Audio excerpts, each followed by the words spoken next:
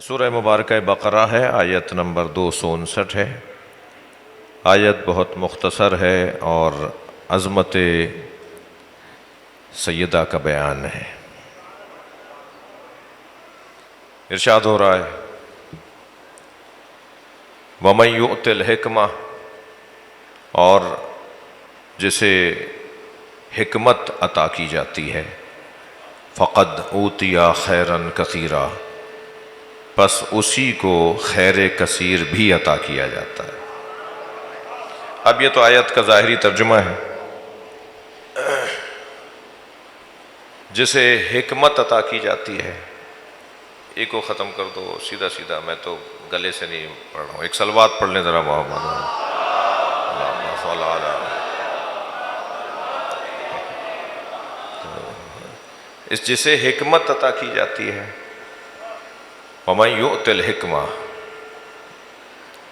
جسے حکمت عطا کی جاتی ہے اسے خیر کثیر بھی عطا کیا جاتا ہے۔ حکمت، اہل دقت بیٹھے ہوئے ہیں، مجلس ایک مومنہ کے بلندی درجات کی ہے، اور ہم اپنے عزیز مرحوم یا مرحومہ کی مغفرت کے لیے قرآن کی تفسیر پر غور کر کے اس کے ثواب کو ایصال کرتے ہیں۔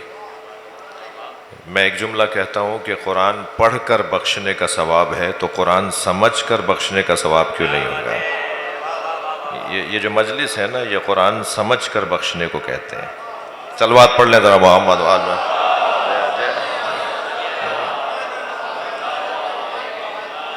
اور 6600 مثلاً اتنی آیات، اور ایک آیت پر بھی عمل نہ ہو اور ایک آیت بھی سمجھی نہ ہو تو پھر کیا فائدہ؟ تو ہر مجلس میں مجھ خطیب سے اور مجھ ذاکر سے آپ کی توقع یہ ہونی چاہیے کہ کسی ایک علیحدہ ایک ہٹ کر آیت کے اوپر غور کریں، اور جب ہر مجلس میں ایک علیحدہ مختلف آیت پر غور ہوگا تو شاید پوری قوم قرآن کی تفسیر کا مطالعہ کر لے اور پورا قرآن کا دورہ ہو جائے، ایک قرآن کی تفسیر کا بیان ہو جائے۔ اس کو جا کے سمجھاؤ، اس کے جا کے سمجھاؤ۔ ایک اور صلوات ہدیہ کریں۔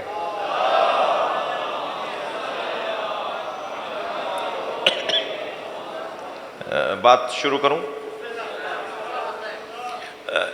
وَمَن يُؤْتِ الْحِكْمَةَ، جسے حکمت عطا کی جاتی ہے، فَقَدْ أُوتِیَ خَيْرًا كَثِيرًا، اسے خیر کثیر عطا کیا جاتا ہے۔ حکمت کا کیا مطلب ہے؟ حکمت کا جی اب بہتر ہو گیا، یہیں چھوڑ دو اس کو۔ حکمت، ایک مرتبہ ہم لفظ استعمال کرتے ہیں تو ہمارے ذہن میں ایک حکیم صاحب بھی آتے ہیں، ایک وہ پڑیا دینے والے، وہ معجون دینے والے، وہ مطب والے حکیم صاحب بھی آتے ہیں، کیا بھئی وہ انہوں نے حکمت پڑھی ہوئی ہے، تو ہمارے ذہن میں ایک مطلب حکمت کا یہ آتا ہے۔ اگرچہ وہ جو اس معنی کے حکیم ہیں وہ دوسرے معنی جو میں بیان کرنے جا رہا ہوں اسی معنی کے حکیم ہیں، اور دوسرے معنی ہے سمجھداری، زیرکی، قدرت تشخیص، جی صلاحیت علاج۔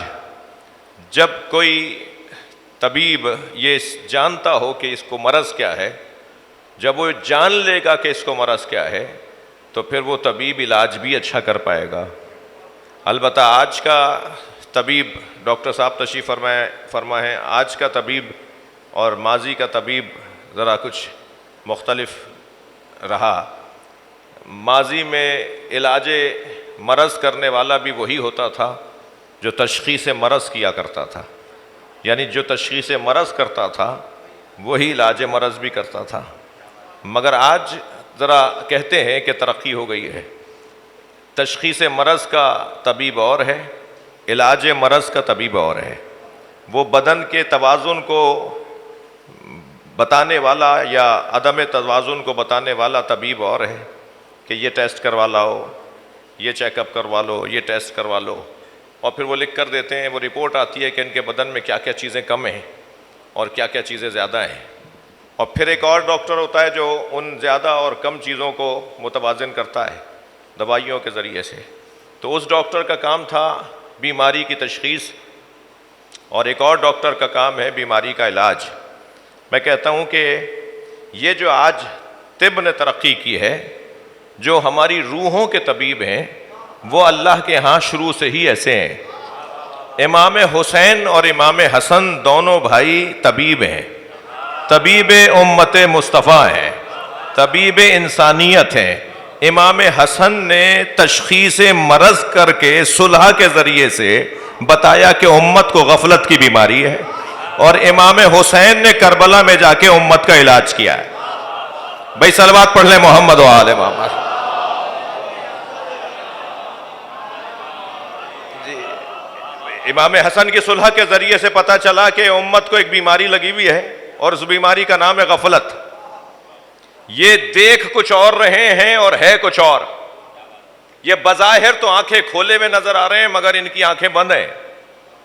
یہ کچھ اور دیکھ رہے ہیں اور کچھ اور دیکھنا چاہیے۔ امام حسین نے پھر اس مرض کا علاج کیا اپنی قربانی کے ذریعے، اور پھر اب قیامت تک حسین کا نسخہ چلے گا معاشرے کو سیدھا کرنے کے لیے۔ صلوات پڑھ لیں ذرا نبی کی ذات پہ۔